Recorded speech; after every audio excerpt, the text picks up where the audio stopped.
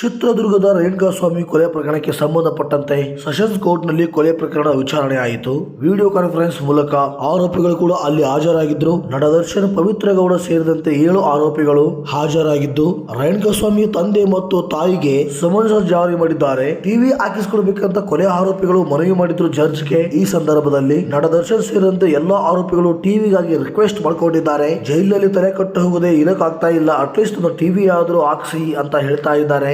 ಸಿಕ್ಕಾಪಟ್ಟೆ mind upset ಆಗ್ತಾ ಇದೆ. ಕೊಲೆ ಆರೋಪಿಗಳ ಹೆಸರಿಗೆ ಜಡ್ಜ್ ಮೇಲೆ ಮನವಿ ಮಾಡಿಕೊಂಡಿದ್ದಾರೆ. ಜಡ್ಜ್ ಈಗ ಟಿವಿ ಬಗ್ಗೆ ಅದ್ರ ಬಗ್ಗೆ ಒಂದು ವ್ಯವಸ್ಥೆ ಮಾಡಿಕೊಡಿ ಅಂತ ಹೇಳಿದ್ದಾರೆ.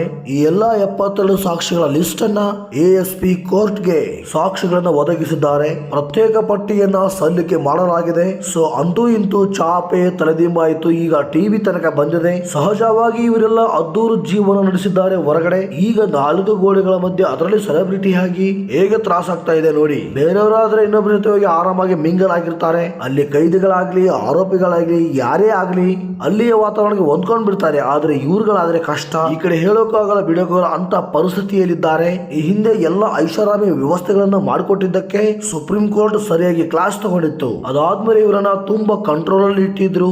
ಯಾವ ತರ ಅಂದ್ರೆ ಒಂದು ಬೆಡ್ಶೀಟ್ ಗೆ ತುಂಬಾ ಸಾರಿ ಕೋರ್ಟ್ ಅಲ್ಲಿ ಮನವಿ ಮಾಡಿಕೊಳ್ಳುವಂತ ಮಟ್ಟಿಗೆ ಆ ಹಂತಕ್ಕೆ. ಸೊ ಇವಾಗ ಅವ್ರು ಹೇಳ್ತಾ ಇರೋದು ತುಂಬಾ ಮೈಂಡ್ ಬ್ಲಾಕ್ ಆಗ್ತಾ ಇದೆ, ಅಪ್ಸೆಟ್ ಆಗ್ತಾ ಇದೆ. ಒಂದು ರಿಪ್ಲೇಸ್ಮೆಂಟ್ ಗೆ ಟಿವಿ ಆದ್ರೂ ವ್ಯವಸ್ಥೆ ಮಾಡ್ಕೊಡಿ ಅಂತ ಕೇಳ್ಕೊಂಡಿದ್ದಾರಂತೆ. ಬೇಸಿಕ್ ಲಿಸ್ಟ್ ಗೆ ಅದು ಬರುತ್ತೆ, ಕೊಡಬಹುದು ಅನ್ನೋದಿದ್ರೆ ಅದನ್ನ ಒದಗಿಸಿ ಕೊಡ್ತಾರೆ. ಹಾಗೆ ಟಿವಿಗೆ ಈಗ ಓಕೆ ಅಂತ ಹೇಳಿದ್ದಾರೆ. ಹಾಗಾದ್ರೆ ಈಗ ನಟ ದರ್ಶನ್ ಅವರಿಗೆ ಟಿವಿ ಭಾಗ್ಯ ಸಿಗುತ್ತೆ ಅಂತ ಹೇಳ್ಬೋದು. ಜೈಲಿನಲ್ಲಿ ಚಿಕನ್, ಬಿರಿಯಾನಿ, ಮೊಟ್ಟೆ, ಫೋಟೋ ಸೆಕ್ಷನ್ ಅಂತಹ ಅವಕಾಶಗಳೇ ಮಾಡಿಕೊಟ್ಟಾಗ ಆಫ್ಟರ್ ಟಿವಿ ಏನ್ ತಪ್ಪಿದೆ ಅನ್ನೋದು ಆಗೋದು ಸಹಜ.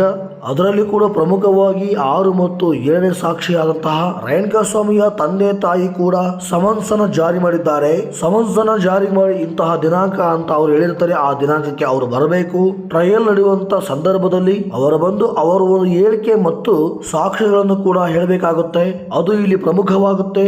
ಇನ್ನು ಒಟ್ಟಾರೆಯಾಗಿ ಈ ಒಂದು ಪ್ರಕರಣದಲ್ಲಿ ಪೊಲೀಸರು ಅಂದ್ರೆ ಬೆಂಗಳೂರು ನಗರದ ಪೊಲೀಸರು ಸಾಕಷ್ಟು ಕೆಲಸವನ್ನು ಕೂಡ ಮಾಡಿದ್ದಾರೆ ಅಂತ ಅನ್ಬಹುದು. ಅದರಲ್ಲಿ ಪ್ರಮುಖವಾಗಿ ಸಾಕ್ಷಿಗಳನ್ನ ಕಲೆ ಹಾಕುವ ನಿಟ್ಟಿನಲ್ಲಿ 272 ಸಾಕ್ಷಿಗಳನ್ನು ಕೂಡ ಕಲೆ ಹಾಕಿದ್ರು. ಅವು ಎಲ್ಲವನ್ನು ಕೂಡ ಈಗಾಗಲೇ ಪಟ್ಟಿಯನ್ನು ಮಾಡಿದ್ದಾರೆ. ಪಟ್ಟಿಯನ್ನು ಮಾಡಿ ಯಾರ್ಯಾರು ಆರೋಪಿಗಳು ಇರ್ತಾರೆ, ವಕೀಲರು ಇರ್ತಾರೆ, ಅವರಿಗೂ ಕೂಡ ಕೊಟ್ಟಿರ್ತಾರೆ ಯಾರ್ಯಾರು ಈ ಲಿಸ್ಟ್ ನಲ್ಲಿ ಇದ್ದಾರೆ ಅಂತ ಹೇಳಿ, ಮತ್ತು ಇದರ ಜೊತೆ ಯಾವ್ಯಾವ ಸಾಕ್ಷಿಗಳನ್ನ ಕಲೆಕ್ಟ್ ಮಾಡಿದ್ವಿ ಅಂತ ಹೇಳಿ ಆರೋಪಿಗಳ ಪರ ವಕೀಲರು ಅದನ್ನು ಕ್ರಾಸ್ ಮಾಡಬೇಕಾಗುತ್ತೆ. ಅಂದ್ರೆ ಅದನ್ನ ಡಿಸೈಡ್ ಮಾಡ್ಕೋಬೇಕಾಗುತ್ತೆ. ಆ ಒಂದು ಪ್ರೊಸೀಜರ್ ಕೂಡ ಇವತ್ತು ಮಾಡಲಾಗಿತ್ತು. ಇದರ ಜೊತೆಗೆ ದರ್ಶನ್ ರವರು ಕೂಡ ಪ್ರಮುಖವಾಗಿ ನಮಗೆ ಜೈಲಲ್ಲಿ ಇರೋಕೆ ಆಗ್ತಾ ಇಲ್ಲ, ಸಾಕಷ್ಟು ಸಮಸ್ಯೆ ಇದೆ, ಮೈಂಡ್ ಬ್ಲಾಕ್ ಆಗ್ತಾ ಇದೆ, ದಯವಿಟ್ಟು ಒಂದು ಟಿವಿ ಆದ ವ್ಯವಸ್ಥೆ ಮಾಡಿ ಅಂತ ಜಡ್ಜ್ ಮುಂದೆ ಮನವಿಯನ್ನ ಮಾಡಿದ್ರು. ಅದು ಜಡ್ಜ್ಗೆ ಬಿಟ್ಟಂತ ವಿಚಾರ, ಕೊಡುವುದು ಮತ್ತು ಬಿಡುವುದು.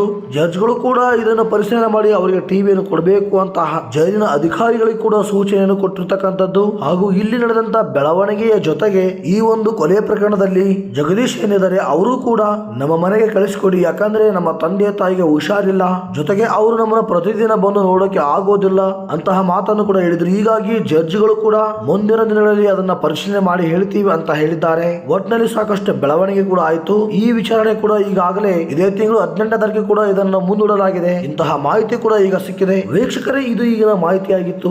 ನಿರಂತರ ಸುದ್ದಿಗಾಗಿ ನೋಡ್ತಾ ಇರಿ star Kannada news YouTube channel. ಮಾಹಿತಿ ಇಷ್ಟ ಆದ್ರೆ ದಯವಿಟ್ಟು ಒಂದು ಲೈಕ್ ಮಾಡಿ, ಶೇರ್ ಮಾಡಿ, ಕಾಮೆಂಟ್ ಮಾಡಿ. ಸಬ್ಸ್ಕ್ರೈಬ್ ಆಗದೆ ಇರೋರು ದಯವಿಟ್ಟು ನಮ್ಮ ಯೂಟ್ಯೂಬ್ ಚಾನಲ್ಗೆ ಸಬ್ಸ್ಕ್ರೈಬ್ ಆಗಿ ಸಪೋರ್ಟ್ ಮಾಡಿ. ಸಿಗೋಣ ಮತ್ತೊಂದು ವಿಶೇಷವಾದಂತಹ ಮಾಹಿತಿಯಲ್ಲಿ. ಧನ್ಯವಾದಗಳು.